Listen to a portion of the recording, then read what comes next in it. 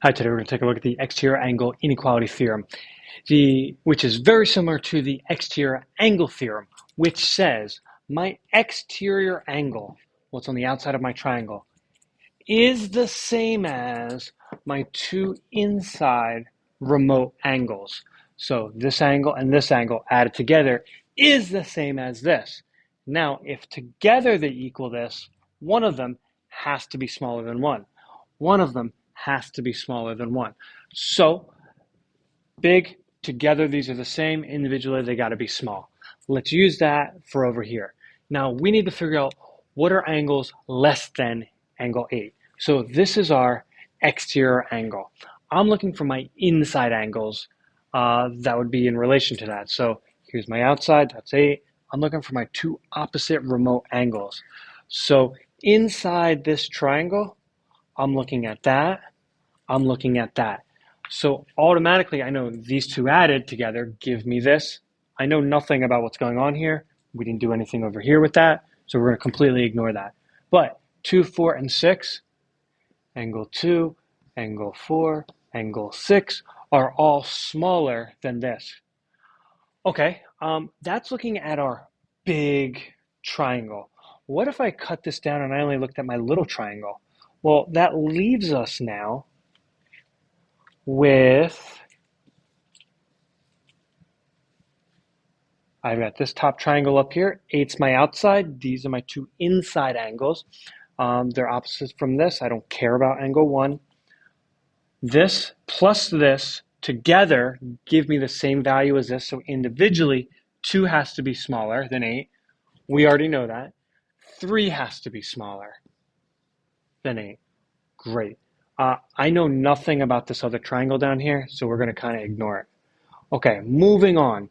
Now, the next thing we need to find is what are angles larger than angle 1? So angle 1 here is an inside angle, kind of like how these are over here. I need to find, I guess, what my exterior angle is to this. Well, let's take a look at my big triangle. It's a big thing here. With this big triangle, I have an exterior angle up here, but I don't care about what's next to. We didn't care about what was next to over here. We forget about that. So 8 doesn't exist. We have another exterior angle over here, 7. Okay, so if 7's my outside, I don't care about what's next to it. My other inside, I got 1, 6. So these two angles added together give us the same as what measure of angle 7 is going to be. So individually, 1 has to be smaller than that, 6 has to be smaller than that. But what's the question? What are the angles more than 1? I don't know anything relationship between these two, but I know that this one's larger. So we can say angle 7. That's looking at this big triangle.